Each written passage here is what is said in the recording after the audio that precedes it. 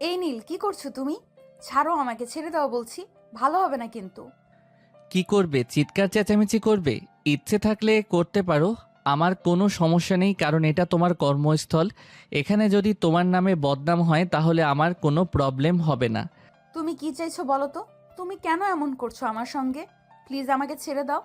তোমাকে ছেড়ে দেওয়ার জন্য ধরিনি ডার্লিং। আমি আমার মনস্কামনা পূর্ণ করব, তোমাকে একটা কিস করব, তারপর তোমাকে ছাড়বো। এরপর নীল নেহাকে আর কোনো কথা বলার সুযোগ না দিয়েই নেহার ঠোঁট দুটো তার দখলে নিয়ে নিল।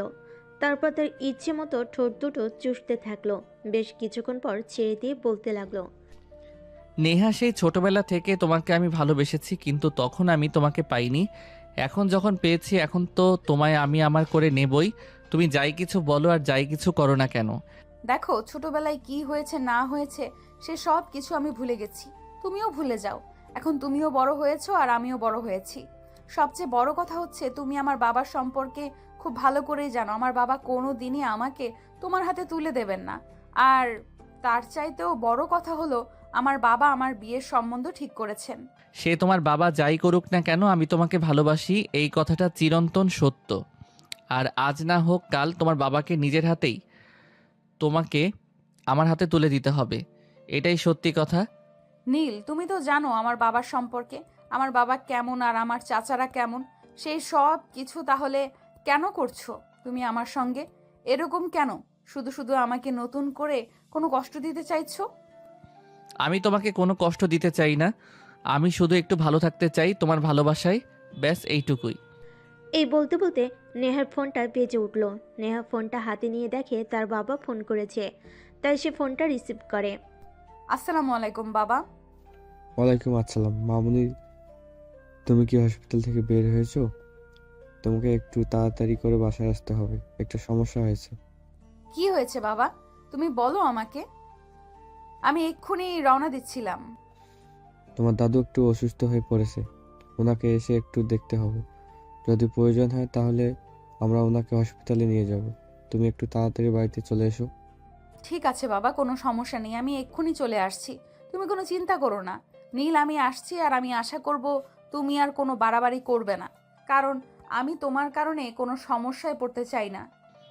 নাকি আমাকে হারাতে চাও না সেটাই বলো। কারণ তুমি আমায় ভালোবাসতে আর এখনও ভালোবাসো, সেটা আমি তোমার চোখ দেখেই বুঝতে পারছি। কিন্তু তুমি তোমার বাবার ভয়ে এটা বলতে পারছো না। তুমি তোমার বাবা আর তোমার পরিবারকে অনেক বেশি ভয় পাও। দেখো, আমি আছি তোমার পাশে।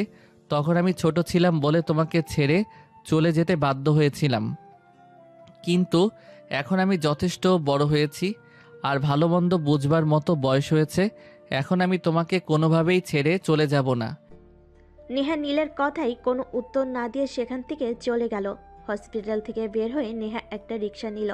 তার বাসা থেকে হসপিটালের দূরত্ব খুব বেশি না।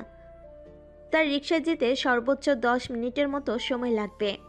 সে রিক্সায় বসে বসে ভাবছিল সেই ছোটবেলার কথা। নেহার বয়স তখন 10 বছর। সে তখন ক্লাস 4-এ পড়াশোনা করে একটা ইংলিশ মিডিয়াম স্কুলে। তারা জয়েন্ট ফ্যামিলিতে বসবাস করত। তখন তার বড় চাচার একটা মেয়ে ছিল, যে কিনা একটা ছেলের সাথে সম্পর্কে যুক্ত। সেদিন বিকেলবেলা কিরে নেহা, কি করছিস? আমি একটু বাইরে যাব, যাবি আমার সঙ্গে? আমার তো বাইরে যেতে মন চায়, কিন্তু আব্বু দেখে অনেক বকাবকি করে। সেটা তো তুমি জানোই। সারা দিন বাড়িতে বসে বসে শুধু পড়াশোনা করতে হয়, আমার আর ভালো লাগে না। ছোট আব্বু এখন বাড়িতে নেই, একটু শহরে গেছে, একটা কাজে আসতে সন্ধ্যা হবে। তুই আমার সঙ্গে গেলে যেতে পারিস, আমি ছোট আম্মুকে বলে এসছি। ঠিক আছে, তাহলে কোনো সমস্যা নেই, আমি যাব তোমার সঙ্গে। কিন্তু তুমি কোথায় যাবে আর কেন যাবে সেটা কি বলবে আমাকে? আমি কোথায় আর কেন যাচ্ছি সেটা না হয় সেখানে গেলেই বুঝতে পারবি। চল না আমার সঙ্গে, লেট হয়ে যাচ্ছে তো, একজন আমার জন্য অপেক্ষা করছে। নেহা তখন কোনো কথা না বলে তার চাচাতো বোনের সঙ্গে চলে গেল। তাদের বাড়ির পাশের একটা বড় বাগান ছিল, সেখানে অপেক্ষা করছিল তার চাচাতো বোনের প্রেমিকের। তার চাচাতো বোন সেখানে পৌঁছে তাকে বলে, নেহা, তুই এখানে বসে অপেক্ষা কর, আমি ওর সঙ্গে কথা বলে 10 মিনিটের মধ্যেই চলে আসব। তুই কিন্তু কোথাও যাবি না, এখানে আমার জন্য অপেক্ষা করবি। ঠিক আছে আপু, কোনো সমস্যা নেই, আমি এখানেই অপেক্ষা করছি।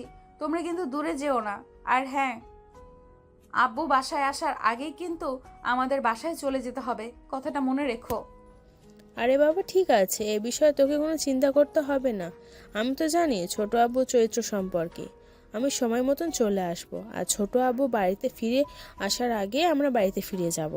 এই বলে রিমি তার প্রেমিকের সঙ্গে কথা বলতে একটু আড়ালে চলে যায়। আর নেহা তখন সেখানেই একটা বড় আম গাছের নিচে বসেছিল। তখনই হঠাৎ গাছ থেকে একটা পাকা আম নিচে পড়ল, আর গাছের উপর থেকে অট্টহাসির আওয়াজ শোনা গেল। নেহা তখন সেদিকে ফিরে তাকালো। সে উপরের দিকে ফিরে তাকিয়ে দেখতে পেল দুটা ছেলে গাছের মগডালে বসে আছে। তখন সে তাদের উদ্দেশ্য করে বলল, এই কারা তোমরা? আমাদের বাগানে আম চুরি করে খাচ্ছ, আবার আমার উপরে আম ছুঁড়ে মেরেছো। কি করব বলো, তোমার বাবা তো দারুণ কিপটে, আমাদের একটা আমও কুড়িয়ে খেতে দেন না। আজ দেখলাম তোমার বাবা বাড়ির বাইরে চলে গেছেন, তাই তো আম খেতে এলাম। এইভাবে আম চুরি করে খাওয়ার মজাই আলাদা। যদিও আমাদের বাড়িতে অনেকগুলো আম গাছ আর আম রয়েছে, কিন্তু অন্যের কাছে আম খাওয়া খুব ভালো লাগে। তোমরা জানো না অন্য জিনিস চুরি করে খাওয়া পাপ? এগুলো কি তোমাদের স্কুলে শেখায় না? চুরি করে কোথায় খাচ্ছি তুমি তো দেখেই ফেলেছ। এখন তো আর চুরি করতে পারলাম না। যাই হোক, আমরা নিচে আসছি, নিচে এসে তোমার সঙ্গে কথা বলি। নীল আর তার সঙ্গে ছেলেটা দুজনেই নিচে নেমে আসে আর বসে বসে নেহার সঙ্গে গল্প করতে থাকে। তোমার নাম কি? তোমার নামটা তো বললে না। তুমি তো দেখতে দারুণ মিষ্টি। আমি নেহা, নেহা চৌধুরী। আচ্ছা, তোমাদের বাড়ি কোথায়? তোমাদের তো আগে কখনো দেখিনি। বাগানের পিছন দিকটায় আমাদের বাড়ি। তুমি তো হয়তো কখনো বাড়ি থেকে বের হও না, তাই আমাদের দেখতে পাওনি। আচ্ছা, তুমি কোন স্কুলে পড়ো? তোমাকে তো আমাদের স্কুলে আসতে দেখি না। নাকি তুমি স্কুলেই পড়ো না? আমি তো স্কুলে পড়ি। আমি তো আমাদের স্কুলে তোমাদের কেউ দেখতে পাই নাই। তোমরা কোন স্কুলে পড়ো? তোমাদের স্কুলের নাম কি? আমরা তোমাদের গ্রামের প্রাইমারি স্কুলটাতেই পড়াশোনা করি। তুমি কোথায় পড়াশোনা করো? আমি তো ইংলিশ মিডিয়ামে পড়াশোনা করছি। শহরে প্রতিদিন সকালবেলা আমাদের ড্রাইভার আমাকে নিয়ে যান, আবার বিকেলবেলা নিয়ে আসেন। এইভাবেই কথা চলছিল তাদের মধ্যে। তখনই নেহার বোন সেখানে চলে আসে আর নেহাকে বলে, কি ব্যাপার, ওরা কোথা থেকে আসলো? ওরা কি বাগানে আম চুরি করতে এসেছিল নাকি? আর তুই ওদের সঙ্গে কি গল্প করছিস? আপু, আসলে ওরা আব্বুর ভয়ে বাগানে আম খেতে আসতে পারে না। আব্বু আজ বাড়িতে নেই, তাই আম পাড়তে এসেছে। যাই হোক, তোমরা কথা বলা শেষ হয়ে গেলে বাড়িতে চলো। আব্বু কখন চলে আসবে তার ঠিক নেই, পরে আবার আমাদের বকা শুনতে হবে। হ্যাঁ তাই চল। আর এই ছেলেরা তোমরাও চলে যাও, ছোট আব্বু যদি তোমাদের দেখে তাহলে মেরে হাড্ডিগুড্ডি ভেঙে দেবে। চল নেহা, তাড়াতাড়ি সন্ধ্যা হয়ে আসছে। এই বলে নেহা আর রিমি দুজন বাড়িতে চলে আসে। ওইদিকে নীল তার বন্ধুকে সঙ্গে নিয়ে বাড়িতে চলে যায়। তারপরের দিন বিকেলবেলা নেহা নিজে রিমিকে গিয়ে বলে, আপু, আপু তো আজকেও আবার বাড়ি থেকে বের হয়ে গিয়েছে। চলো না আমরা আমবাগান থেকে ঘুরে আসি। কাল আমার খুব ভালো লাগছিল ওই ছেলেগুলোর সঙ্গে গল্প করে। জানো, আমার না একটা বন্ধু খুবই প্রয়োজন, যার সঙ্গে আমি সব সময় হেসে খেলে সময় কাটাতে পারবো। তোর সেগুড়ে বালি, তুই তো ছোট আব্বুকে চিনিস। ছোট আব্বু যদি দেখতে পায় তুই ওই ছেলেগুলোর সঙ্গে গল্প করছিস, তাহলে তোকে তো কী করবে জানি না, কিন্তু ওই ছেলেগুলোর হাড্ডি গুঁড়ো করে দেবে। আরে আপু, আব্বু এখন বাড়িতে নেই, চলো না যাই। আব্বু বাড়িতে আসার আগেই আমরা চলে আসব। আব্বু কিছু জানতে পারবে না। চলো না প্লিজ, চলো। আচ্ছা ঠিক আছে চল, তবে হ্যাঁ, ছোট আব্বু বাড়িতে চলে আসার আগে কিন্তু আমাদের বাড়িতে আসতে হবে, এটা মাথায় রাখিস। তারপর রিমি আর নেহা দুজনে বাড়ি থেকে বের হয় আর আম বাগানে চলে যায়। নেহা আর রিমি দুজনে বাগানে এসে দেখে গতকালকের মতো আজকে ওই ছেলে দুটো আম পেড়ে গাছের নিচে বসে খাচ্ছে। তখন নেহা ওদের উদ্দেশ্য করে বলে, গাছের পাকা পাকা আমগুলো কি শুধু তোমরাই খাবে? আমাদেরকেও দিবে? আমাদেরও তো আম খেতে মন চায়। প্লিজ আমাদের কিছু আম খেতে দাও না। আমরা তো এই কয়টায় আম পেড়েছিলাম, এগুলো তো খাওয়া শেষ হয়ে গেছে। সমস্যা নাই, তোমরা দুজন এখানে বসো, আমি তোমাদের জন্য আম পেড়ে নিয়ে আসছি। এই বলে নীল লাফ দিয়ে গাছে উঠে যায় আর বেশ কিছু আম পেড়ে তারপর নিচে চলে আসে। তারপর সবাই মিলে একসঙ্গে বসে আম খেতে খেতে গল্প করতে থাকে। তখনই হঠাৎ কথা চলে নেহা নীলকে বলতে থাকে, এই তুমি একটা কাজ করো না, আমার সঙ্গে আমাদের স্কুলে পড়াশোনা করো না? তোমার সঙ্গে গল্প করতে না আমার ভালোই লাগে। প্রতিদিন সকালবেলা আমি তোমাকে আমার সঙ্গে করে একবার গাড়িতে করে নিয়ে যাব, আবার একবার নিয়ে আসব। সত্যি বলছো? তাহলে আমি আজকেই বাড়িতে গিয়ে আমার আব্বুকে বলবো আমাকে তোমাদের স্কুলে ভর্তি করে দিতে। তোমার সঙ্গে সময় কাটাতে আমারও বেশ ভালোই লাগে।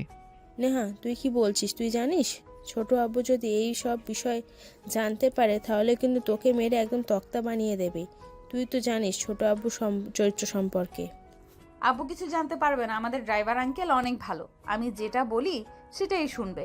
ড্রাইভার আব্বুকে কিছুই বলবে না। তাহলে তো আব্বুর জানার কোনো চান্সই থাকবে না। যাই হোক, সন্ধ্যা হয়ে আসছে, আমরা এখন আসি। ঠিক আছে, আগামীকালকে দেখা হচ্ছে তোমার সঙ্গে তোমাদের স্কুলে। তুমি যদি তোমার সঙ্গে আমাকে নিয়ে নাও যেতে পারো তাও কোনো সমস্যা নেই, আমি সাইকেল চালাতে পারি, সাইকেলে করে চলে যাব। অতঃপর তাদের কথোপকথন সেদিনকার মতো সেখানে শেষ হয়ে যায় আর সবাই নিজেদের বাড়িতে চলে যায়। সেদিন সন্ধেবেলা যখন নীলের বাবা কাজ শেষ করে বাড়িতে ফিরল তখন সে তার বাবার সঙ্গে বায়না করতে থাকলো। আব্বু, এখানে পড়াশোনা করতে আমার একটু ভালো লাগছে না। গ্রামের সবাই ইংলিশ মিডিয়াম স্কুলে পড়াশোনা করে, আমিও ইংলিশ মিডিয়াম স্কুলে পড়াশোনা করব। প্লিজ আমাকে ইংলিশ মিডিয়াম স্কুলে ভর্তি করিয়ে দাও। আমাদের নুন আনতে পান্তা বুড়ি, আর এইদিকে সাহেব নাকি ইংলিশ মিডিয়ামে পড়াশোনা করবেন। শোন, আমাদের এত টাকা নেই যে আমরা তোকে ইংলিশ মিডিয়ামে পড়াশোনা করাবো। যেখানে পড়াশোনা করিস সেখানেই কর। তুমি এরকম কেন করছো? ছেলেটা ইংলিশ মিডিয়াম স্কুলে পড়াশোনা করতে চাইছে, প্লিজ ওকে একটু ভর্তি করিয়ে দাও। তোমার যদি ওর পড়াশোনার খরচ চালাতে সমস্যা হয় আমি নিজে কিছু একটা করব। তাছাড়া আমাদের তো একটা মাত্র ছেলে, আমরা যদি ওর ইচ্ছের আবদারগুলো পূরণ করতে নাই পারি তাহলে আমরা কেমন বাবা মা বলো? তুমিও তোমার ছেলের সঙ্গে পাল্লা দিয়ে কথা বলছো?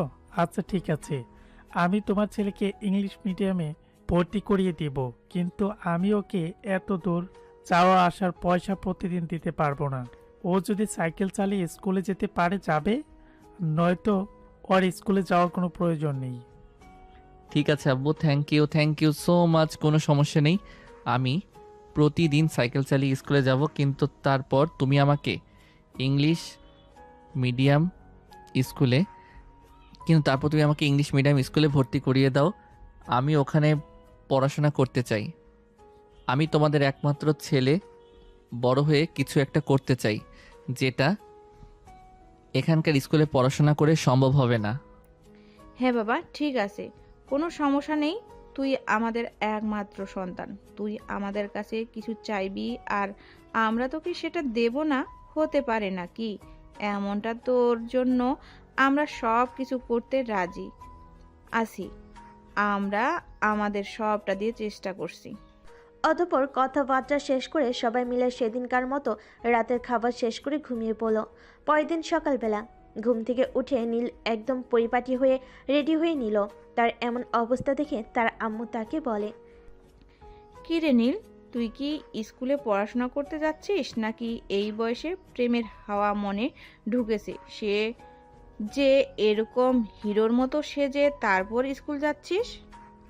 আরে আম্মু, এসব তুমি কি বলছো? আমি এখনো অনেক ছোট, ওসব করার বয়স আমার হয়নি। তাছাড়া ইংলিশ মিডিয়াম স্কুলে ভর্তি হতে যাচ্ছি বলে কথা, একটু তো পরিপাটি হয়ে যেতেই হবে, তা না হলে তো সবাই আমাকে বলবে আমি একটা গাইয়া খ্যাত। ইংলিশ মিডিয়াম স্কুলে পড়াশোনা করার মতো কোনো যোগ্যতাই আমার নেই, তাই তো একটু পরিপাটি হয়ে রেডি হয়েছি। ঠিক আছে বাবা, কোনো সমস্যা নেই। এখন একটু তাড়াতাড়ি বাড়ি থেকে বের হও, আমাকে আবার তোমাকে অ্যাডমিশন করিয়ে দিয়ে কাজে যেতে হবে। আমি যদি ঠিকঠাক মতো কাজ না করি তাহলে তোমার পড়াশোনার খরচ কে চালাবে সেটা তুমি আমাকে নিজেই বলো না। এভাবে কথা বলতে বলতে নীল আর তার আব্বু বাসা থেকে বের হয়ে চলে গেল স্কুলে অ্যাডমিশন করতে। স্কুলে অ্যাডমিশন পর্ব শেষ হলে নীল তার স্যার ক্লাসরুমে নিয়ে গেল। ক্লাসরুমে স্যারের সঙ্গে নীলকে দেখতে পেয়ে নেহা তো মহা খুশি। স্যার নীলকে সবার সঙ্গে পরিচয় করিয়ে দিল আর তারপর ক্লাস শুরু হলো। এদিকে দেখতে দেখতে টিফিন আওয়ার চলে আসলো। নীল আর নেহা দুজনে ক্যান্টিনে বসে আছে, সামনাসামনি গল্প করছে। নীল, তুমি তো আজ টিফিন নিয়ে আসোনি, চলো না আমরা টিফিন নিয়ে এসেছি, সেটা আজ দুজনে ভাগ করে খেয়ে নেই। তুমি তো শুধুমাত্র তোমার জন্যই টিফিন নিয়ে এসেছো। এখন যদি তোমার খাবারটা আমি খেয়ে ফেলি তাহলে তো তোমার ওইটুকু সামান্য খাবারে পেট ভরবে না, তখন তোমার কষ্ট হবে। আরে না না বাবা, সেরকম কিছুই হবে না। কারণ আমার বাবা আমাকে প্রতিদিন টিফিন বাবদ কিছু টাকা দিয়ে থাকেন। সেগুলো আমি প্রতিদিন খরচ করি না, আমার কাছে আমি জমিয়ে রাখি। আজকেও দিয়েছেন। আমরা টিফিন খেয়ে তারপর চলো ক্যান্টিন থেকে আরও কিছু কিনে খেয়ে নেই। আমি তো নিজে কিছু নিয়ে আসিনি। এখন কি তোমার থেকে সব পুরোটা খাওয়া ঠিক হবে? একদম এভাবে কথা বলবে না। তুমি তুমি আর আমি বন্ধু, আর বন্ধু বন্ধুর খাবার খাবে না তো কি করবে? এখন চুপচাপ খাবার খাওয়া শুরু করো দেখি। তখন নীল আর কোনো কথা না বলে নেহার সঙ্গে টিফিন খাওয়া শুরু করলো। এভাবেই কেটে গেল তাদের সেদিনকার দিনটা। স্কুল ছুটির পর নেহাকে তাদের ড্রাইভার আঙ্কেল নিতে আসলো, কিন্তু নীলের সেদিন প্রথম দিন, তাই সাইকেল নিয়ে আসেনি। তাই নেহা নীলকে বলেছিল, নীল, তুমি যেহেতু আজ সাইকেল নিয়ে আসোনি আর আঙ্কেলও চলে গেছে, এখন তো তোমাকে এই পুরোটা রাস্তায় হেঁটে হেঁটে যেতে হবে, কারণ তোমার কাছে তো কোনো টাকা নেই। তাই বলছিলাম কি, তুমি আমার সঙ্গে আমাদের গাড়িতে চলো, তোমাকে তোমাদের বাড়ির সামনে নামিয়ে দেব, তারপর আমি আমাদের বাড়িতে চলে যাব। আমি তোমার সাথে যেতেই পারি, আমার কোনো সমস্যা নেই। কিন্তু তোমার আব্বু যদি দেখে ফেলে তাহলে তো তোমার আব্বু অনেক বকাবকি করবে। তোমাদের বাড়ির আগে আর আমাদের বাড়ির পরে তোমাকে তোমাদের বাড়ির সামনে নামিয়ে দিয়ে তারপর আমি আমাদের বাড়িতে চলে যাব। আর ড্রাইভার আঙ্কেলকে আমি বলে দিব, ড্রাইভার আঙ্কেল যাতে আব্বুকে এ ব্যাপারে কোনো কিছু না বলে, তাহলে আব্বু এ ব্যাপারে কোনো কিছুই জানবে না। তখন নীল আর কোনো কথা না বলে চুপচাপ নেহার সঙ্গে গাড়িতে উঠে বসলো। কিন্তু অঘটন ঘটলো মাঝ রাস্তায় যাওয়ার পর। নেহার আপু কোথাও একটা যাচ্ছিল, তিনি নেহাদের গাড়িটা দেখতে পেয়ে গাড়ি দাঁড় করালো আর নেহার সঙ্গে কথা বলতে গাড়ি থেকে নেমে আসেন। তখনই নেহার বুকটা ভয়ে ধরপড় করছিল। কি রে নেহা, তোমার সঙ্গে গাড়ির ভিতর এই ছেলেটা কে? তো আগে কখনো দেখিনি। আব্বু, এই ছেলেটার বাড়ি আমাদের আমবাগানের পেছন দিকটায়, যে বড় বাড়িটা আছে ওই বাড়িটা। আসলে আমাদের স্কুলে আজকে অ্যাডমিশন নিয়েছে, তাই আমি বললাম আজ আমার সঙ্গে যেতে, কাল থেকে সাইকেলে করে আসবে। তুমি কি চেনো এই ছেলেটাকে? চেনা নেই, জানা নেই, এভাবে কাউকে নিজের সঙ্গে নিয়ে যাওয়াটা ঠিক নয়। আর এই ছেলে তুমি বা কেমন? তোমার বাবা মা তোমাকে কোন শিক্ষা দেয়নি নাকি? তোমার বাবা তোমাকে স্কুলে অ্যাডমিশন করিয়েছে, কিন্তু স্কুলে যাওয়া আসা করবা রিক্সা ভাড়ার টাকাটা দেওয়ার ক্ষমতা নেই। প্লিজ আব্বু, ওকে এইভাবে বলো না। ও আমার সঙ্গে আসতে চায়নি, আমি জোর করে ওকে আমার সঙ্গে নিয়ে এসেছি। ওর কোনো দোষ নেই, সব দোষ আমার। তোমার কিছু বলার থাকলে তুমি আমাকে বলো। ও আমার বন্ধু, ওর সঙ্গে এরকম আচরণ করো না। দেখো নেহা, যে কেউ তোমার বন্ধু হতে পারে না।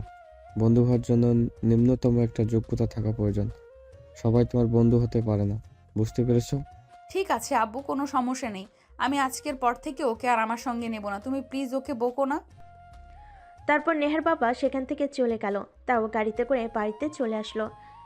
এর পরের দিন থেকে নীল প্রতিদিন সাইকেলে করে স্কুলে যেত আর নেহা তাদের গাড়িতে করে। এভাবেই চলতে থাকলো তাদের দিন। এভাবে নেহা আর নীলের মধ্যে একটা ভালো সম্পর্ক তৈরি হয়ে গেল। তার প্রতিদিন টিফিন ভাগ করে খেত। স্কুল শেষে মাঝে মধ্যে দুজন ঘুরতে যেত, যদিও নীল নেহার সঙ্গে যেতে চাইতো না, কারণ নীল জানতো নেহার বাবার চরিত্র সম্পর্কে। নেহার বাবা নেহার সঙ্গে নীলকে দেখলে বকাবকি করত।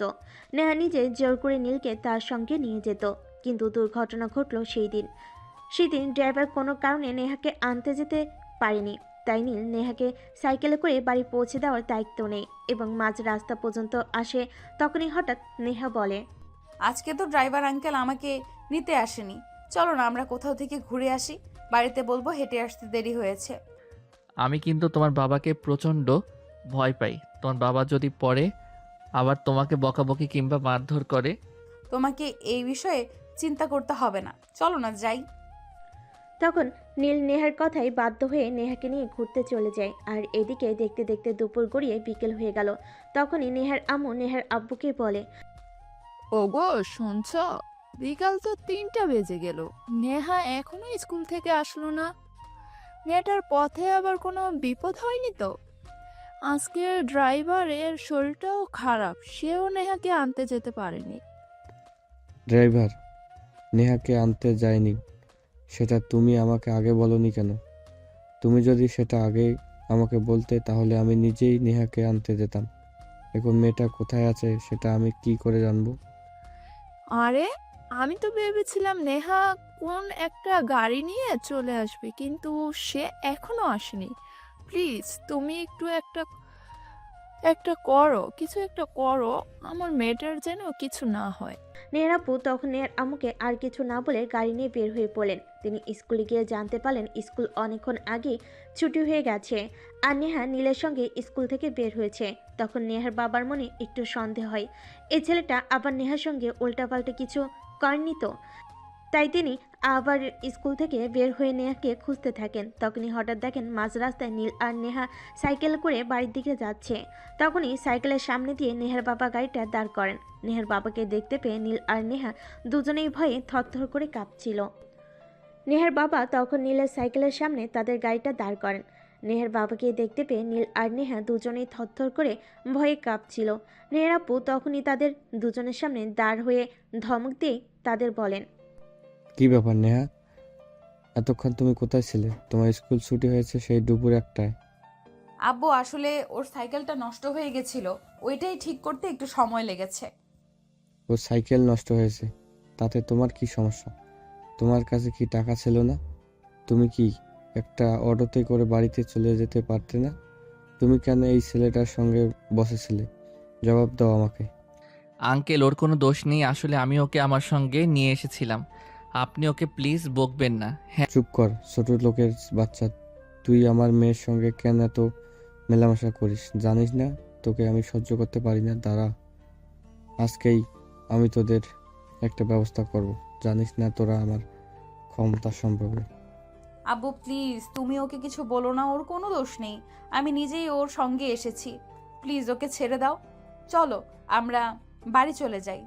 নেহার আপু তখন রাগে ফুসফুস করছিল, কিন্তু তারপর তিনি নিজেকে সংযত করে নেহাকে নিয়ে বাড়িতে চলে যান।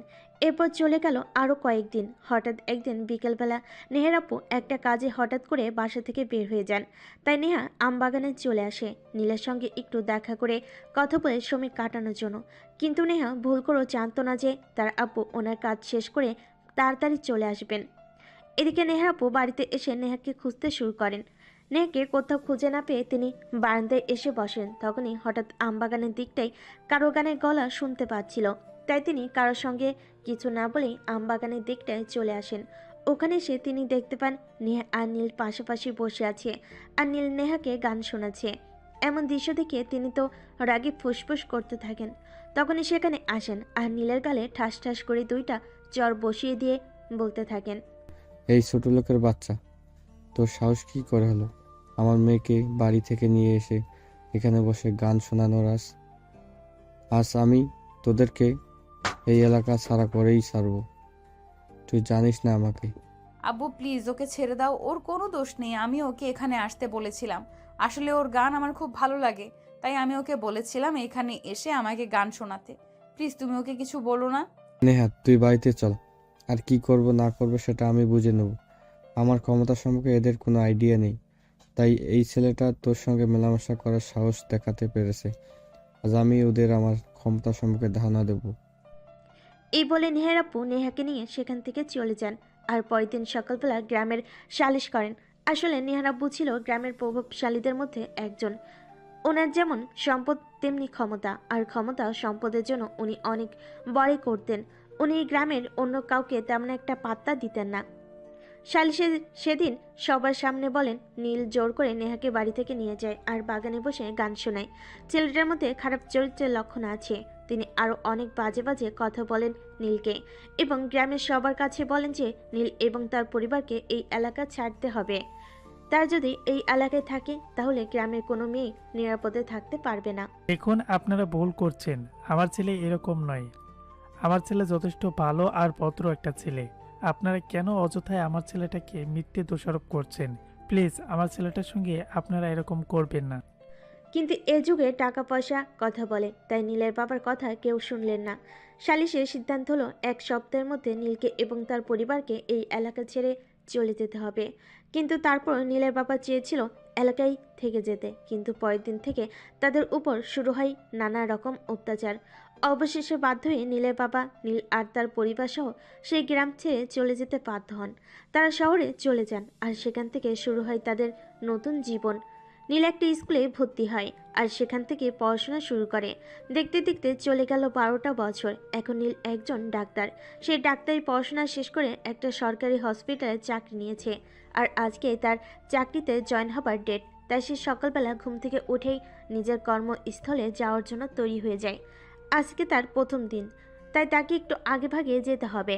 তাছাড়া তার পোস্টিং হয়েছে এমন একটা এলাকায় যেখানে তার বাসা থেকে যেতে প্রায় 4 ঘন্টার মতো সময় লাগবে, তাই সে একটু সকালবেলায় বের হয়েছে। অপরদিকে নেহাও সেই একই হসপিটালে চাকরি হয়েছে। তার দুজনে যে একই হসপিটালে চাকরি নিয়েছে সেটা তাদের মধ্যে কেউই জানতো না। আর 12 বছর চলে গেছে, এর মধ্যে তাদের দুজনের মধ্যে কোনো যোগাযোগও ছিল না, কারণ নীল এরপর আর কখনোই গ্রামের বাড়িতে যায়নি। যদিও নেহা অনেকবার নীলের সঙ্গে যোগাযোগ করার চেষ্টা করেছে, কিন্তু যোগাযোগ আর হয়ে ওঠেনি।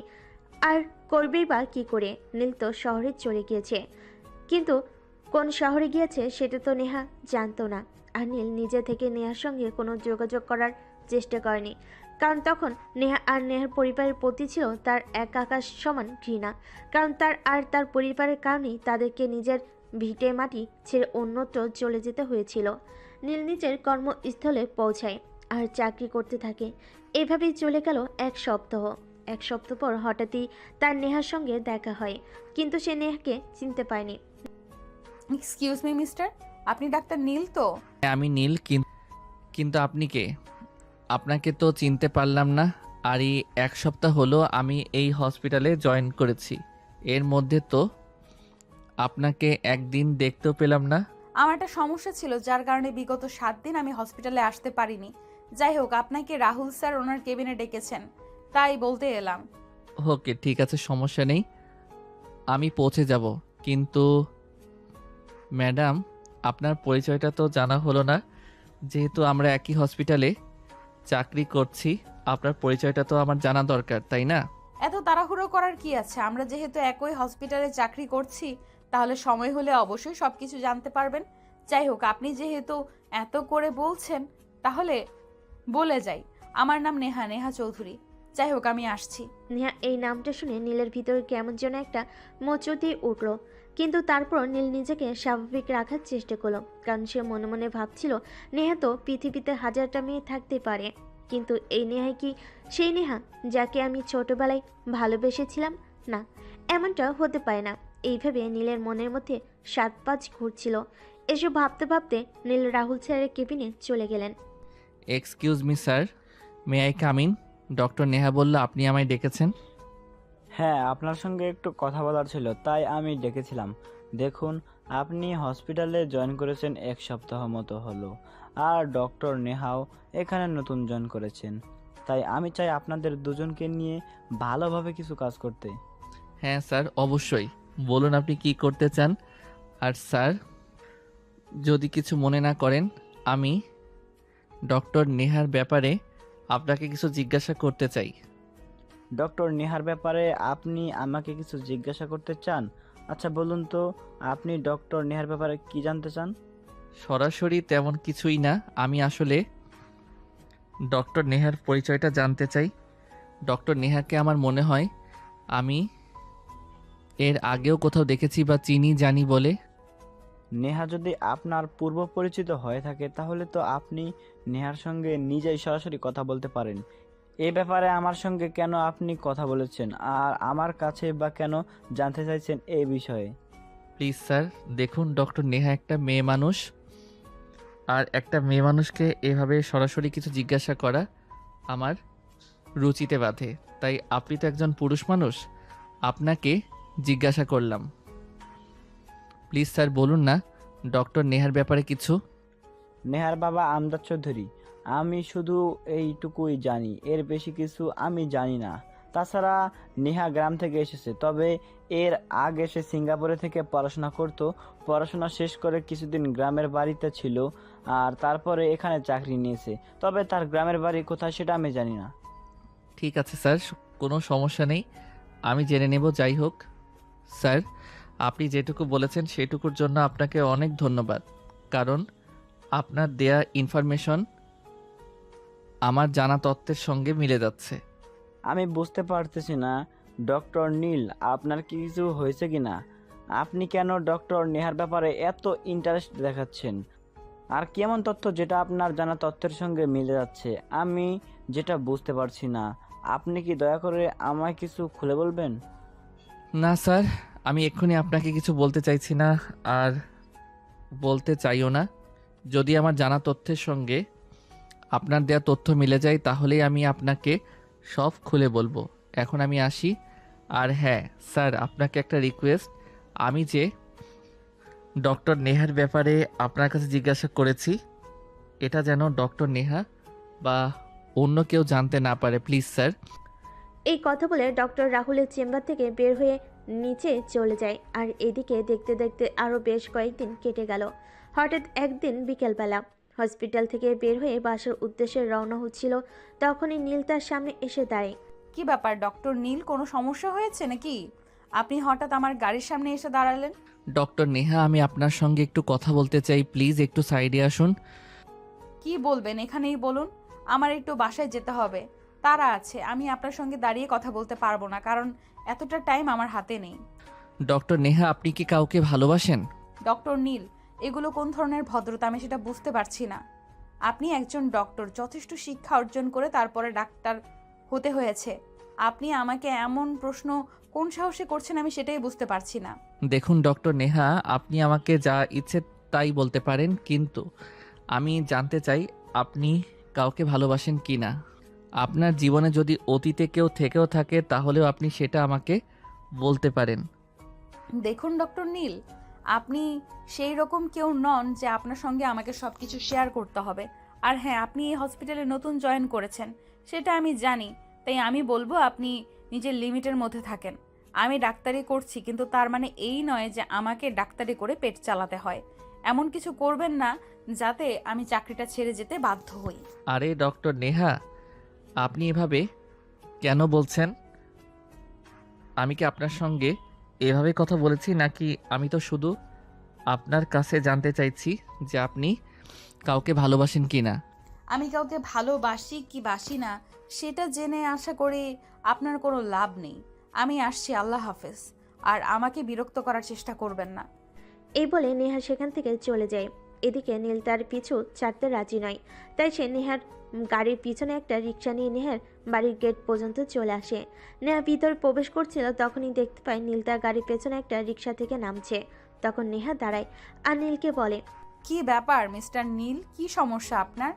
আপনাকে তো আমি বলেছি যে আপনি আমার পেছন পেছন আসবেন না আর আমাকে ফলো করবেন না। তাহলে আপনি কেন আমার বাড়ি পর্যন্ত চলে এসেছেন? কি সমস্যা আপনার? সমস্যা? আমি আপনাকে ভালোবেসে ফেলেছি, আর কিছু জানতে চান?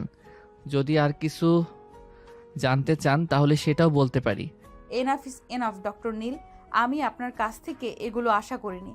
দেখুন, আমরা একই হসপিটালে চাকরি করি, সেই ক্ষেত্রে আমরা দুজন সহকর্মী। আমি চাইবো আপনি আপনার সহকর্মীর প্রতি যথেষ্ট সহৃদয়বান হবেন এবং তাকে কোনো প্রকার বিরক্ত করবেন না। আর যদি আপনি নেক্সট টাইম আমাকে এইভাবে বিরক্ত করতে আসেন তাহলে কিন্তু আমি হসপিটাল অথরিটির কাছে আপনার নামে কমপ্লেন করতে বাধ্য হব। সেই সব করে আপনি কেন নিজেই নিজের মান সম্মান দুটোই মিশাতে যাবেন বলেন তো? আপনার বাবা তো আমজাদ চৌধুরী, তাই না? হ্যাঁ, কিন্তু আপনি আমার বাবার নাম জানলেন কি করে? কে আপনি আর কি আপনার পরিচয়? আমি তোমার নীল, সেই নীল যে তোমার জন্য ইংলিশ মিডিয়াম স্কুলে ভর্তি হয়েছিল, যে তোমাদের বাড়ির পিছনের আম বাগানে বসে তোমাকে গান শোনাতো আর সেই অপরাধে এলাকা ছাড়া হতে হয়েছিল। কি প্রমাণ আছে যে আপনি সেই নীল? দেখুন, আপনার সাথে কথা বলে সময় নষ্ট করার সময় আমার হাতে নেই। আমি আসছি। প্রমাণ আছে। সেই ছোটবেলায় যখন আমি স্কুলে টিফিন নিয়ে যেতাম, তখন আমার টিফিন বক্সটা খুব একটা ভালো ছিল না, তাই তুমি তোমার একটা টিফিন বক্স আমাকে দিয়েছিলে, আর সেটা এখনও আমার কাছে আছে। তোমার দেওয়া শেষ স্মৃতিচিহ্ন হিসেবে আমি আমার কাছে রেখে দিয়েছিলাম। আমি যে সব কথা বিশ্বাস করি না, প্লিজ আপনি এখান থেকে চলে যান, আর দয়া করে আমাকে বিরক্ত করবেন না। আর একটা কথা, আপনি যদি সেই মানুষটা হয়েও থাকেন তাহলে এখন আমার কিছু করার নেই, কারণ আমার বাবা আমার জন্য বিয়ের সম্বন্ধ ঠিক করে রেখেছেন, আর আমি আমার বাবার পছন্দ করা সেই ছেলেটাকেই বিয়ে করব। আমি আমার বাবার কথা কখনোই অমান্য করি না। সেটা হবে না নেহা, কারণ সেই ছোটবেলা থেকে আমি তোমাকে ভালোবাসি আর তুমিও আমাকে ভালোবাসতে, কিন্তু তুমি তোমার বাবার ভয়ে এটা বলতে পারোনি। এখন তুমিও বড় হয়েছো আর আমিও বড় হয়েছি।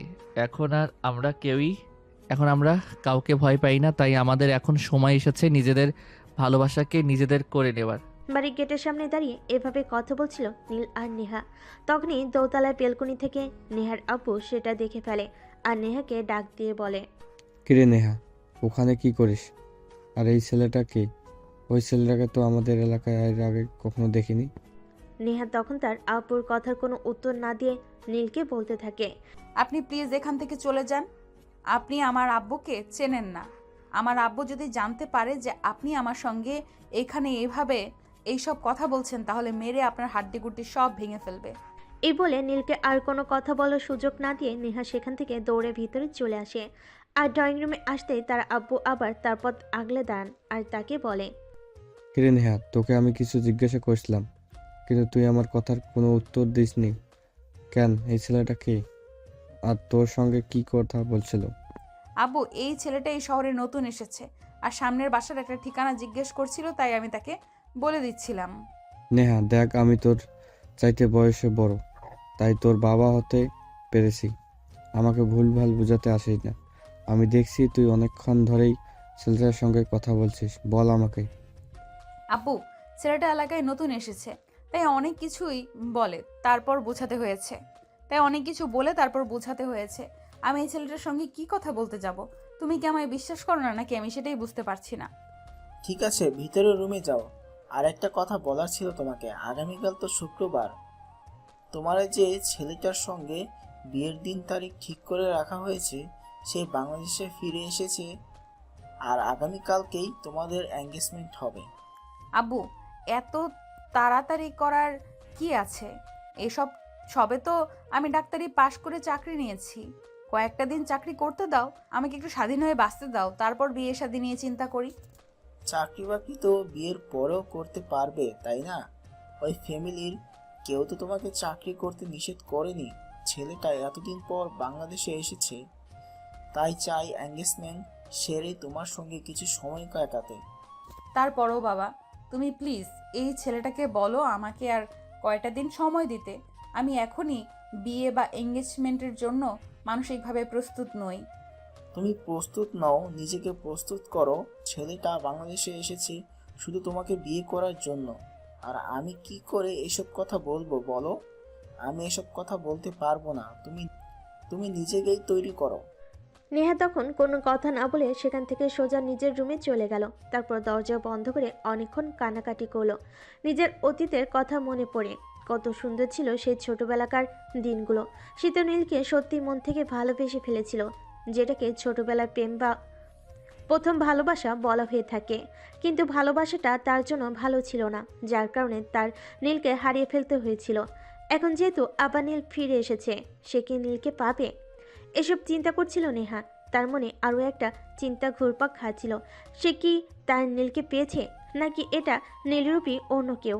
এসব চিন্তা করতে করতে নেহা একদম চিন্তায় বিভোর হয়ে যাচ্ছিল। সে বেলকনিতে বসেছিল, এমন সময় হঠাৎ তার ফোনটা বেজে উঠল। সে মোবাইলটা হাতে নিয়ে দেখে একটা আননোন নাম্বার থেকে ফোন এসেছে। নেহা সচরাচর আননোন নাম্বারে ফোন রিসিভ করে না, কিন্তু তারপর তার মনে কি জানি একটা বাজলো, তাই সে ফোনটা রিসিভ করে। আসসালামু আলাইকুম ডক্টর নেহা, কি ব্যাপার, কেমন আছেন আপনি? ওয়ালাইকুম আসসালাম। আল্লাহর রহমতে ভালোই আছি, কিন্তু কে আপনি? আপনার পরিচয় কি? আপনাকে তো আমি চিনতে পারিনি। আমি আপনার খুব কাছের একজন কেউ ডক্টর নেহা, আপনি একটু ভাবেন তাহলে চিনতে পারবেন। ও আচ্ছা, আপনাকে আমি চিনতে পেরেছি। আপনি ডক্টর নীল, তাই না? আপনি আমার নাম্বার কোথায় পেলেন, আর আমাকে কেনই বা ফোন করেছেন? নেহা, আমি তোমাকে এখনো ততটাই ভালোবাসি যতটা তখন বাসতাম। প্লিজ নেহা, তুমি তোমার বাবাকে আর ভয় পেও না, আমার হয়ে আমার কাছে চলে আসো। দেখুন, আমি আপনাকে তখনও রিকোয়েস্ট করে বলেছি আর এখনও বলছি, আপনি প্লিজ আমার পথ থেকে সরে যান। আপনি তো জানেন আমার বাবার চরিত্র সম্পর্কে। আমার বাবা যদি জানতে পারে আপনি আবারও আমার লাইফে ফিরে এসেছেন, তাহলে হয়তো আপনাকে খুন করে ফেলতে পারে, কারণ আপনাকে আমার বাবা একদমই সহ্য করতে পারে না। তোমার ভালোবাসা পাওয়ার জন্য আমি সব কিছুই করতে পারি। প্লিজ নেহা, তুমি আমার লাইফে ফিরে আসো। সেটা সম্ভব নয় ডক্টর নীল, কারণ আমার বাবা আমার বিয়ের সম্বন্ধ ঠিক করে রেখেছে।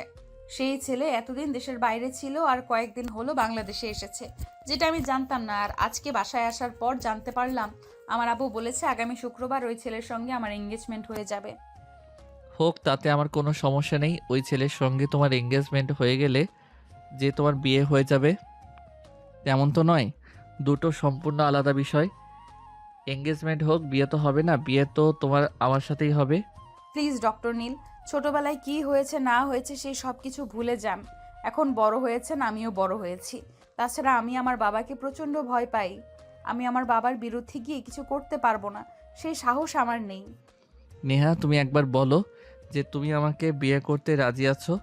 তোমার সাহস থাকতে হবে না, আমি নিজেই তোমার বাবার কাছে গিয়ে আমাদের বিয়ের প্রস্তাব দেব। তাছাড়া এখন তোমার বাবা আর আমি সমান সমান, কারণ ভাগ্যের চাকা কখন কাকে কোথায় নিয়ে যায় সেটা বলা যায় না। আমাদের অর্থবিদ্যা এখন আর কিছুতেই কমতি নেই যে তোমার বাবা আমাকে অবহেলা করে ফিরিয়ে দিতে পারবেন। কিন্তু তারপরেও, কারণ আমার বাবা এক কথার মানুষ, তিনি যখন কিছু বলেন তখন সেটা করেই ছাড়েন। আর আপনাকে তো বললাম যে আমার এঙ্গেজমেন্ট আগামীকাল। এই বলে নেহা কান্না করতে থাকে আর ফোনটা কেটে দেয়। অপরদিকে নেহার কান্না শুনে নীলের যেন একদম বুক ফেটে যাচ্ছিল। সে তখন সরাসরি তার আব্বুর রুমে চলে যায় আর সবকিছু খুলে বলে। সবকিছু শুনে তার আব্বু বলে, কেন এখনো অতীতকে বুকের মধ্যে পুষে রেখেছিস বাবা? কেন এখনো অতীতকে বুকের মধ্যে পুষে রেখেছিস বাবা? একটা মানুষের শুধুমাত্র কষ্টই দিতে পারে, এছাড়া কিছুই দিতে পারে না, সেটা তুই খুব ভালো করেই জানিস। কিন্তু তারপরেও কেন তুই এমনটা করছিস?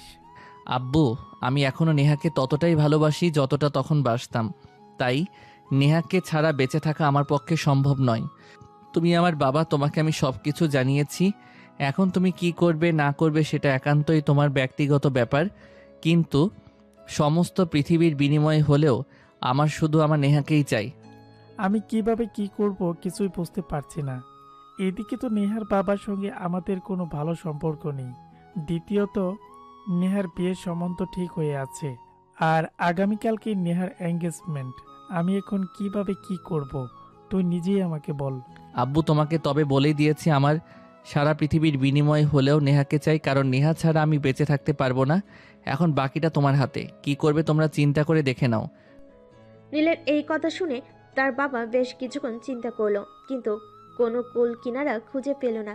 কি করবে এখন? নেহার বাবার সামনে কি করে গিয়ে দাঁড়াবেন, যেই মানুষটা একদিন অপমান করেছিল, অসম্মান করেছিল, আর যেই মানুষটার জন্য একদিন গ্রাম ছেড়ে শহরে চলে আসতে হয়েছিল। এখন আবার কেন ওই মানুষটার সামনে যাবে? কিন্তু কোনো উপায়ও দেখা যাচ্ছে না, কারণ নীল ওনার একমাত্র ছেলে। তাই ওনাকে বাধ্য হয়ে নেহার বাবার কাছে যেতে হবে। তিনি নীলকে বললেন, আচ্ছা বাবা, ঠিক আছে, তুই কোনো চিন্তা করিস না, আমি কালকেই নেহার আব্বুর সঙ্গে কথা বলবো, দেখি কি করা যায়। অতঃপর পরের দিন সকাল হতে না হতেই নীলের বাবা প্রস্তুতি নেয় নেহাদের বাড়িতে যাওয়ার জন্য, এবং সকাল 8টার মধ্যে তিনি রওনা দেন। বাড়ির গেটের সামনে দাঁড়িয়ে কলিং বেল চাপ দিচ্ছিলেন। প্রায় 2 মিনিট পর নেহা এসে দরজা খুলে দেয়। নেহাকে দেখতে পেয়ে নীলের আব্বু বলে, আমি যদি খুব ভুল না করে থাকি তাহলে তুমি নেহা, তাই না?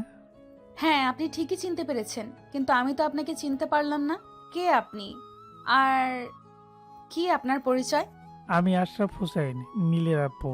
তোমার আব্বুর সঙ্গে কথা বলতে এসেছি তোমাদের দুজনের ব্যাপারে। তোমার আব্বু কি বাসায় আছেন? I am so sorry uncle, আমি আপনাকে চিনতে পারিনি। কেমন আছেন আপনি? প্লিজ ভেতরে এসে বসুন। আব্বু এখনো ঘুম থেকে ওঠেনি, তবে কিছুক্ষণের মধ্যেই উঠে যাবে। আপনি প্লিজ ড্রয়িং রুমে বসুন, আমি আব্বুকে ঘুম থেকে ডেকে তুলি। তাই বলে নেহা ভিতরের রুমে চলে গেল আর তার আব্বুকে ঘুম থেকে ডেকে তুলল। কি ব্যাপার, কি হয়েছে? আমার শরীরটা ভালো লাগছিল না, তাই ঘুমিয়েই ছিলাম, কিন্তু তুমি ডাকছো কেন? আব্বু, আসলে নিচে একজন এসেছেন তোমার সঙ্গে কথা বলতে। তোমার সঙ্গে জরুরি কিছু কথা বলতে চান, তাই তোমাকে ডাকলাম। আমার সাথে এত সকালে কে কথা বলতে এসেছে? আমার তো কারোর সঙ্গে কোনো মিটিং বা অ্যাপয়েন্টমেন্টের কথা ছিল না, তাহলে কে আসলো? আব্বু, আমি তো সেটা বলতে পারবো না। তবে উনি বলেছেন তোমার সঙ্গে উনি খুব জরুরি কিছু কথা বলতে চান। আচ্ছা ঠিক আছে, কোনো সমস্যা নেই, তুমি যাও, আমি এক্ষুনি যাচ্ছি, দেখছি কে এসেছে। নেহা তখন আর কোনো কথা না বলে চুপচাপ নিজের রুমে চলে গেল। আসলে সে বিষয়টা লুকিয়ে রেখেছে, কারণ সে নিজের মুখে তার বাবাকে কিছু বলতে চায় না। তাই তার বাবা নিজে গিয়ে কথা বলুক, তারপর তার বাবার সিদ্ধান্ত দেখবে। এদিকে তার বাবা ঘুম থেকে উঠে একটু ফ্রেশ হয়ে তারপর নিচে গেলেন। তিনি ড্রয়িং রুমে নীলের বাবাকে দেখতে পেয়ে বেশ অবাকই হলেন, আর সিঁড়িতে নামতে নামতে বললেন, তা কি ব্যাপার, আপনি আমার বাড়িতে হঠাৎ? আর আমার বাড়ির ঠিকানাই বা পেলেন কোথায়? যদি প্রয়োজন থাকে তাহলে ঠিকানা খুঁজে নিতে হয়, ঠিকানা কারোর দিতে হয় না। আমার আপনার সঙ্গে প্রয়োজন কিছু কথা আছে, তাই তো আমি আপনার বাসার ঠিকানা খুঁজে নিয়েছি। আপনি একটু বসুন, আমি আপনার সঙ্গে কথা বলতে চাই।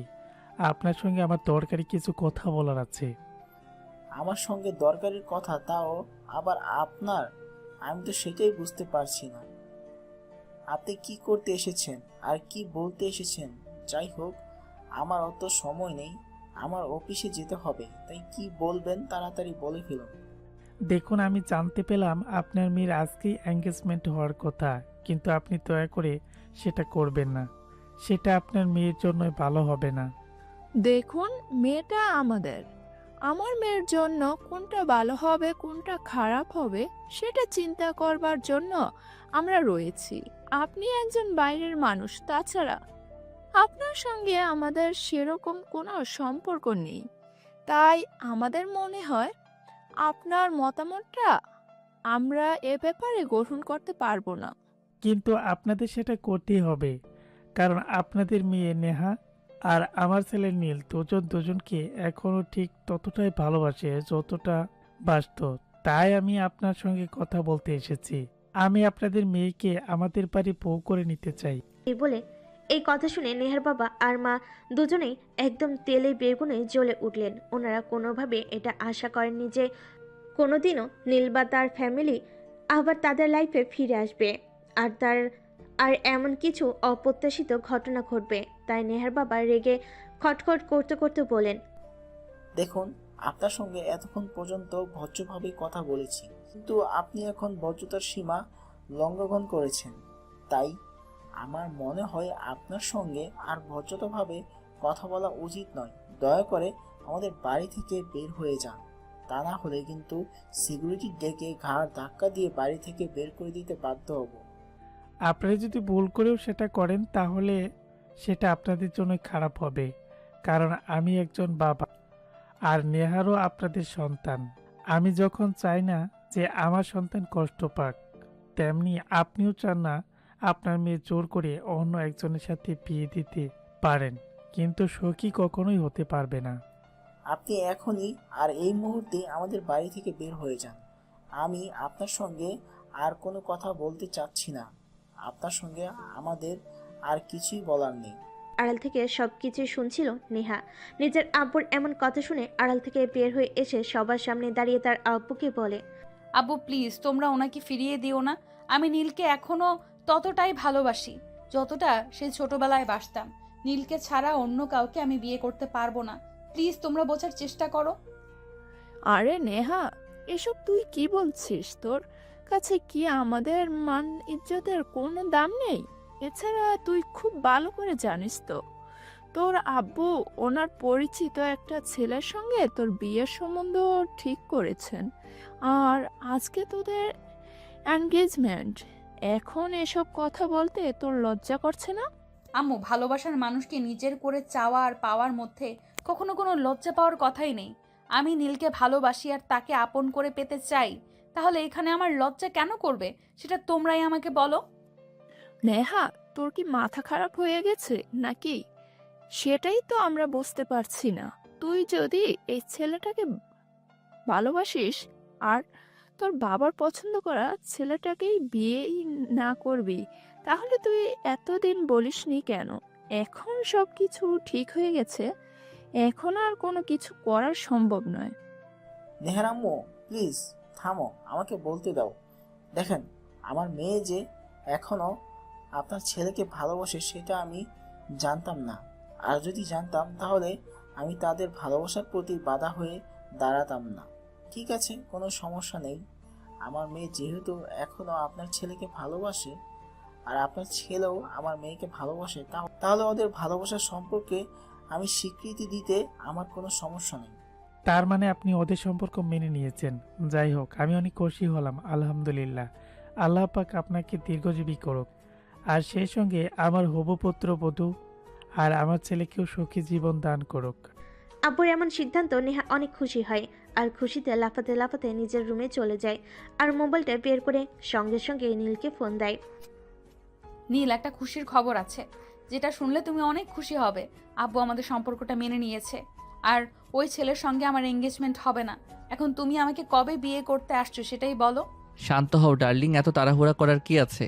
ভালোবাসা যদি সত্যি হয় তাহলে তো পাবেই। আমাকে একটু ধৈর্য ধরো। নেহা তখন নীলের এই কথার অর্থ বুঝতে পারেনি, তাই সে ফোনটা কেটে দেয় আর খুশি মনে নিজেকে প্রফুল্ল রাখতে শুরু করে। এরপর চলে গেল বেশ কয়েকদিন। সেদিন নেহার আপু নেহার কাছ থেকে নীলের ফোন নাম্বার নেয় আর নীলকে ফোন দিয়ে বলে, নীল, আমার শরীরটা তো ভালো যাচ্ছে না, তাই আমি ভেবেছিলাম আমি অসুস্থ থাকতে না থাকতেই আমার মেয়ের বিয়ে শাদির কাজটা সেরে নেই। তাই তোমাকে ফোন করা। তুমি কবে ফ্রি আছো সেটাই বলো, তাহলে আমরা ভালো কোনো দিন দেখে তোমাদের বিয়ের কাজটা সম্পূর্ণ করে ফেলি। আচ্ছা ঠিক আছে, আপনি কোনো চিন্তা করবেন না। আমি বাড়িতে কথা বলি, আব্বু আম্মুর সাথে কথা বলি, দেখি তাদের কবে সুবিধা হয়, তারপর আমি আপনাকে জানাচ্ছি। এরপর নীল তার আব্বুর সঙ্গে কথা বলে এবং বিয়ের ডেট ফিক্সড করে নেহার আব্বুকে জানিয়ে দেয়। এদিকে বিয়ের সমস্ত কার্যক্রম শুরু হয়ে গেছে, কেনাকাটা থেকে শুরু করে সব কিছু। ইতিমধ্যে আরও 1 সপ্তাহ অতিবাহিত হয়ে গেল। আজ নেহা আর নীলের বিয়ের সমস্ত আয়োজন করা হয়েছে। এদিকে নেহা বসে আছে আর বারবার নীলকে ফোন করে যাচ্ছিল, কিন্তু নীল ফোন তুলছে না। এদিকে বরযাত্রীর আসতে দেরি হচ্ছে দেখে নেহার আব্বু ও নীলকে ফোন করছিল, কিন্তু ফোনে পাচ্ছিল না। তাই তিনি নেহার সঙ্গে কথা বলতে আসেন। কে নেহা, কি হয়েছে? আমি তো কিছুই বুঝতে পারছি না। নীল ফোন তুলছে না কেন? আমি তো অনেকক্ষণ ধরেই ট্রাই করছি। এদিকে আত্মীয় স্বজন সবাই চলে এসেছে আর কাজী সাহেবও চলে এসেছে। এখনো নীলদের বাড়ি থেকে কেউ আসলো না, আর নীলও আসলো না। ওদের কোনো সমস্যা হয়েছে কিনা আমি তো সেটাই বুঝতে পারছি না। আব্বু, আমি তো নিজেও সেটা ভাবছি, নীল কেন ফোন তুলছে না আর এখনো কেনই বা এসে পৌঁছালো না। যদি কোনো অ্যাক্সিডেন্ট হতো তাহলে তো আমরা সেই খবরটা অন্তত পেতাম, কিন্তু এখনো তো কোনো কিছুই জানতে পারলাম না। আমার খুব টেনশন হচ্ছে আব্বু। মা প্লিজ, তুই কোনো টেনশন করিস না, আমরা দেখছি কি করা যায়। এদিকে সারা বাড়ির মেহমানদের মধ্যে কানাঘুষা শুরু হয়ে গেছে। সবাই এটা ওটা বলছে, কিন্তু নেহার আব্বু সেগুলো কখন শুনবে? এদিকে মেয়ের জামে আসছে না, এটা সেটা চিন্তা করেই তিনি কুলকিনারা পাচ্ছেন না। এখন আর অন্যদের কথায় কখন গুরুত্ব দেবেন? এভাবে দেখতে দেখতে সারাটা দিন কেটে গেল। নীল একটিবারও ফোন তুলল না আর ফোন করলো না। বাড়ির সমস্ত মেহমান আর আত্মীয় স্বজন সবাই চলে গেল। নেহার বাবাকে সবাই অনেক কথা শোনাচ্ছিল। এদিকে নেহাও লজ্জে আর অপমানে ঘরের দরজা বন্ধ করে শুয়েছিল, কাউকে কিছু বলতে পারছিল না। আর সে বলবেই বা কি? একটা মানুষকে এতটা ভালোবেসেছে, আজ সেই মানুষটার সঙ্গে বিয়ে হওয়ার কথা ছিল, কিন্তু সেই মানুষটা কোনো খোঁজই নেই। কি হলোটা কি সে সেটাই বুঝতে পারছে না। রেগে বিকেল পেরিয়ে সন্ধ্যা, সন্ধ্যা পেরিয়ে রাত হয়ে আসলো। রাতে তখন আনুমানিক 10টা বাজে। তখনই হঠাৎ নীলের থেকে নেহার ফোনে কল আসে। নেহা ফোনটা পেয়ে সঙ্গে সঙ্গে রিসিভ করে আর কান্না করতে করতে বলে, নীল, তুমি কোথায়? সারাদিন কোথায় ছিলে? আমি কত টেনশনে ছিলাম জানো। একদিকে সবাই অপেক্ষা করছে, আমি বউ সেজে বসে আছি তোমার জন্য, আর তুমি আসলে না। কি হয়েছে তোমার? কোথায় আছো তুমি? তোমার কোনো বিপদ আপদ হয়নি তো? নেহার এই কথা শুনে নীল হাসতে হাসতে নেহাকে বলে, হা হা হা, বিপদ আপদ তাও আবার আমার হাসালে তুমি? আমার কোনো বিপদ আপদ হতে যাবে কেন? আমি তোমার বাবাকে বোঝালাম অপমান বিষয়টা কতটা কষ্টের। সেদিন যখন তোমার বাবা আমার বাবাকে অপমান করে এলাকা ছাড়া করেছিল, আমার বাবার কতটা কষ্ট লেগেছিল সেটা আমি তোমার বাবাকে আজ বুঝিয়ে দিলাম। তোমার বাবা আজ বুঝতে পারবেন। আজ তো তোমার বাবাকে 1000টা মানুষের কথা শুনতে হয়েছে। কেমন লেগেছে তোমার বাবার একটু জিজ্ঞাসা করো গিয়ে। নীল, এসব তুমি কি বলছো? তোমার কি মাথা খারাপ হয়ে গেছে নাকি, যে তুমি পাগলের মতো প্রলাপ করছো? তুমি আমাকে ভালোবাসো আর আমি তোমাকে ভালোবাসি। আমরা দুজন দুজনকে বিয়ে করতে চাই, আর আজ আমাদের বিয়ে হওয়ার কথা ছিল, সেখানে তুমি আসলে না। কিন্তু কেন আসলে না সেটা অন্তত আমাকে বলো। সেদিন তোমার বাবা আমার বাবাকে আমার পুরো ফ্যামিলিকে অপমান করে যতটা আনন্দ পেয়েছিলেন, ঠিক ততটা আনন্দ আমিও পেলাম। তোমার বাবা সেদিন আমাদেরকে গ্রাম ছাড়া করে আমাদের যতটা কষ্ট দিয়েছিলেন, সেটা আমি তোমার বাবাকে আজ ফিরিয়ে দিলাম। এখন তো হয়েছে সমান সমান। তোমার কি মাথা খারাপ হয়ে গেছে? কি বলছো তুমি জানো? প্লিজ, কি হয়েছে তোমার? তুমি আমাকে খুলে বলো। আমি এসব কথা আর শুনতে পারছি না। আমার তোমাকে আর কিছুই বলার নেই, যা বলার বলে দিয়েছি। এখন বাকিটা তুমি বুঝে নাও। না বুঝলে বুঝতে পারো, না বুঝতে নাই। আজকের পর আর কখনোই তুমি আমার সঙ্গে যোগাযোগ করার চেষ্টা করবে না। এই কথা বলে সঙ্গে সঙ্গে নীল ফোনটা কেটে দেয়। আর এদিকে নেহা পাগলের মতো পাগলামো শুরু করে দেয়। তখনই তার চিৎকার চেঁচামেচি শুনে তার আব্বু সেই রুমে আসে আর তাকে জিজ্ঞাসা করে, কিরে না, কি হয়েছে তোর? তুই এভাবে কান্না করছিস কেন? চিৎকারই বা কেন করছিস? আব্বু, আমার সব শেষ হয়ে গেল। নীল এই সব কিছু জেনে শুনেই করেছে। প্লিজ তোমরা আমাকে ক্ষমা করে দাও। আমি এত বড় একটা ভুল করব কখনোই ভাবতে পারিনি। বাবা, নীল এটা কি করে আমার সঙ্গে করতে পারলো? আমি তো তাকে এখনো ততটাই ভালোবাসতাম। কেন করলো সে আমার সঙ্গে এরকম? কি বলছিস তুই? আমি তো নিজেরে কোনোভাবে বিশ্বাস করতে পারছি না। তারা নিজেরাই এগিয়ে সম্বন্ধ করলো আর তারাই এমনটা করতে পারলো? এটা তো আমি ভাবতেই পারছি না। যাই হোক মা, তুই কোনো টেনশন করিস না। দেখা যাক কপালে কি আছে। আরেকটা কথা মনে রাখবে, আল্লাহ যা করে ভালোর জন্যই করে। হয়তো আল্লাহ তোর জন্য ভালো কিছু রেখেছে। আব্বু, আমি নীলকে ভালোবাসি।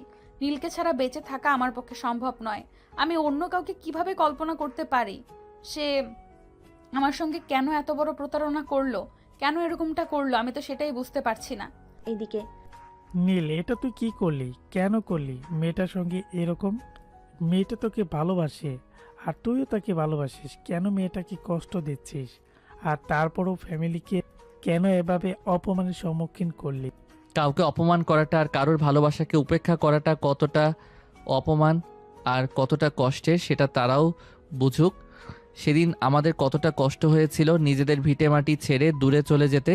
আজকে তাদেরকেও আমি সেটা বুঝিয়ে দিলাম। কিছু কিছু মানুষকে শিক্ষা দেওয়ার প্রয়োজন আছে। কিন্তু তুই এটা একদমই ঠিক করিসনি। যেটা হওয়া সেটা হয়ে গেছে। এখন পুরো বিষয়গুলো টেনে এনে কোনো লাভ নেই। আমি নেহার আব্বুর সঙ্গে কথা বলি। তুই প্লিজ এখন যা, নেহাকে আমাদের বাড়ি নিয়ে আয়। মেয়েটা তোকে ভালোবাসে, কষ্ট দিস না এইভাবে। নীল তখন কোনো কথা না বলে চুপচাপ বাসা থেকে বের হয়ে চলে যায় আর ফোনটা সুইচ অফ করে রাখলো। সে কোথায় গেল, কোথায় থাকছে, সেসব কোনো আপডেট তার ফ্যামিলির কেউ বা অন্য কেউ কিছুই জানতো না। সে একদম নিরুদ্দেশ হয়ে চলে গেছে। এদিকে নেহা তো পাগলের মতো করছে। নীলকে সে প্রচণ্ড ভালোবাসে।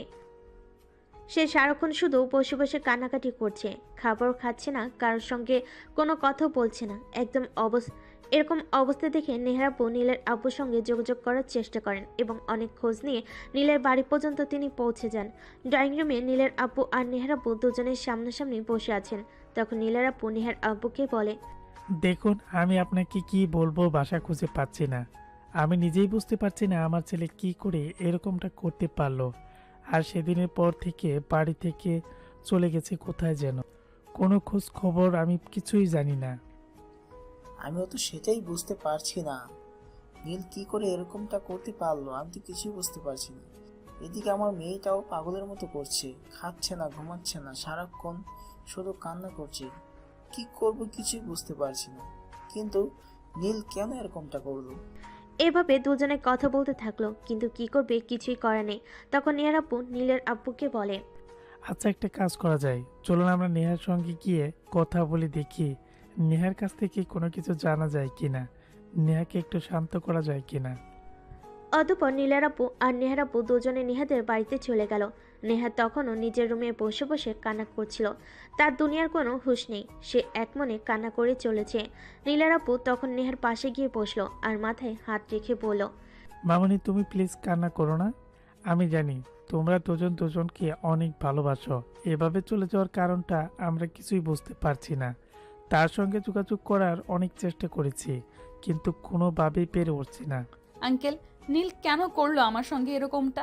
আমি তো তাকে প্রচণ্ড ভালোবাসি। তাকে ছাড়া তো আমি আমার জীবনটা কল্পনাও করতে পারি না। একটা সময় ভেবেছিলাম হয়তো জীবনে আর কোনো দিন তার সঙ্গে দেখা হবে না, কিন্তু আল্লাহ পাক পৃথিবীটা গোল করে রেখেছেন, তাই দিন শেষে আবারও তার সঙ্গে দেখা হয়ে গেল আর পুরনো ভালোবাসা জেগে উঠল। কিন্তু এরকমটা হবে আমি তো এটা কল্পনাও করতে পারিনি। তুমি প্লিজ নিজেকে শান্ত করো। নীল তোমার ছিল, তোমারই থাকবে, সে তোমাকেই ভালোবাসে। তুমি ছাড়া দ্বিতীয় কোনো নারী তার জীবনে নেই আর আসবেও না। না, তুমি আল্লাহর উপর ভরসা রাখো। তুমি আল্লাহর উপর ভরসা রাখো, সে নিশ্চয়ই তোমার কাছে ফিরে আসবে। কবে আসবে আর কি করে আসবে? আজ তো 1 সপ্তাহের বেশি হয়ে গেল, এখনো তো তার কোনো খোঁজ খবর নেই। সে কোথায় গেছে, কি করছে না করছে, কোনো খোঁজ খবরই তো আমরা জানি না। কি করে আমরা তাকে খুঁজে পাবো? মা, তুমি আল্লাহর উপর ভরসা রাখো, ফয়সালা মেনে নিতে হবে। আর আল্লাহ নিশ্চয়ই আমাদের সবার জন্য খুব ভালো কিছু রেখেছে। আর নীল তো ছোট বাচ্চা নয় যে সে ভুলভাল কিছু করবে।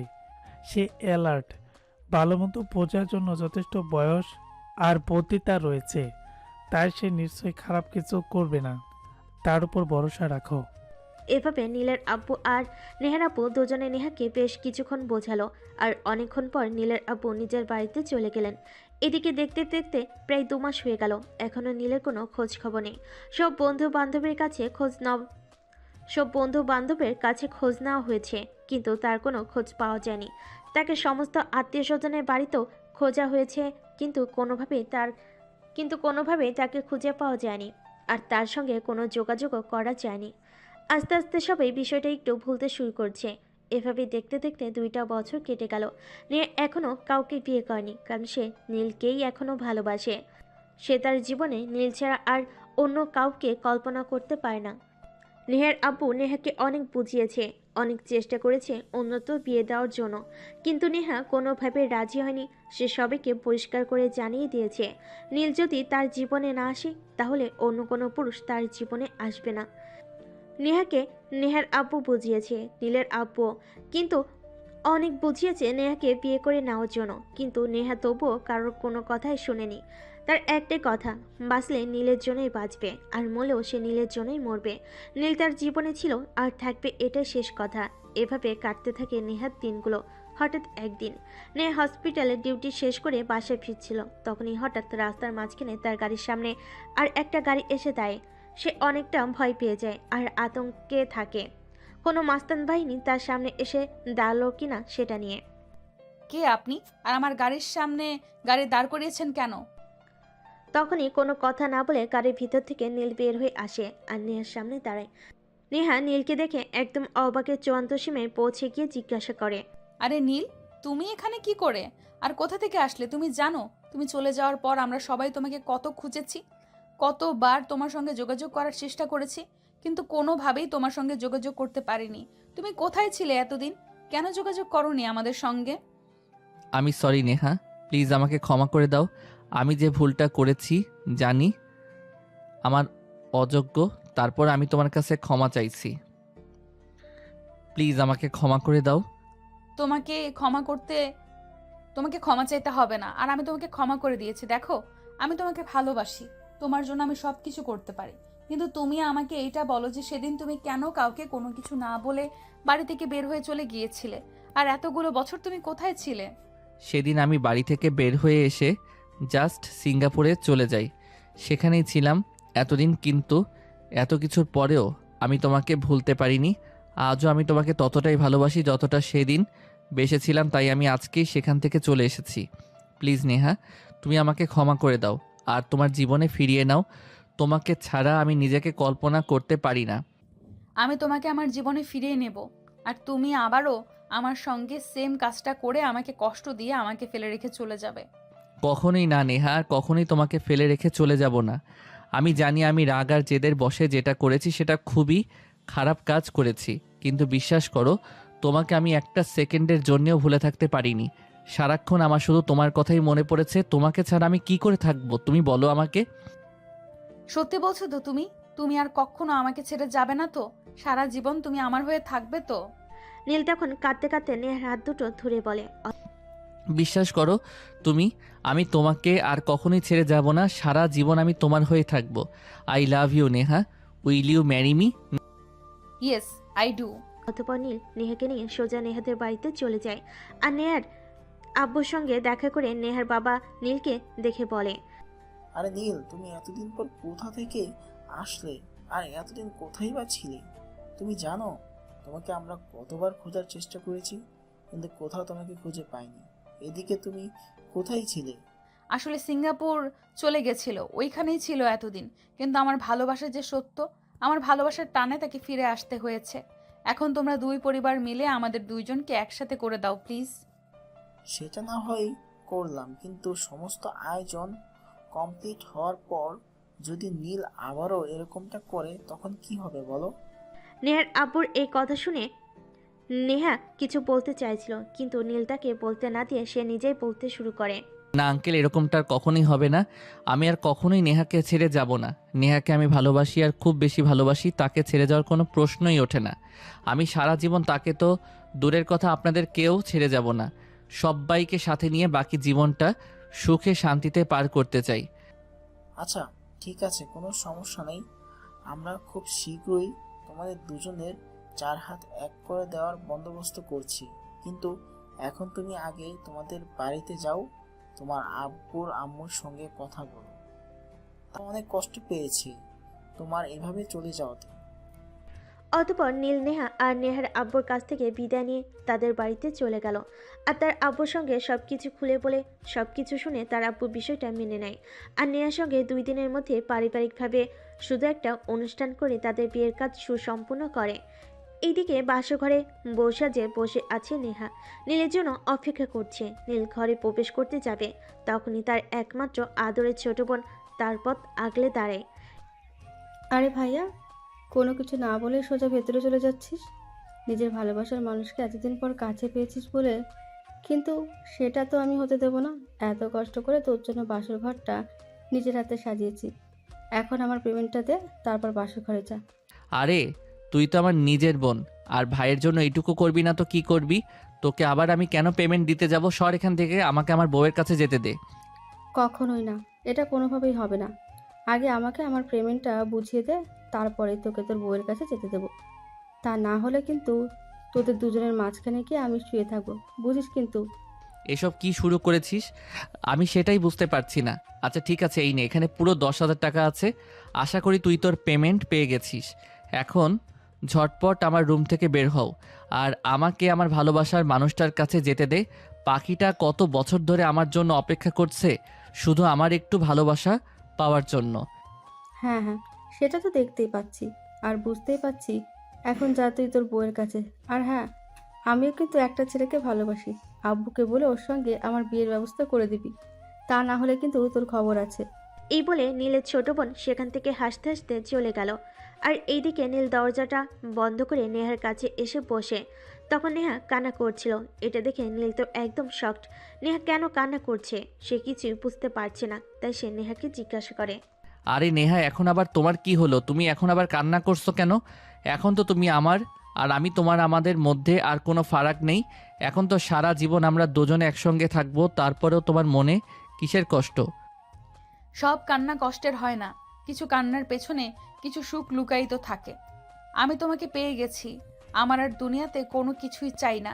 সারা জীবন নিজেকে তোমার ভালোবাসার বন্ধনে আবদ্ধ করে রাখতে চাই।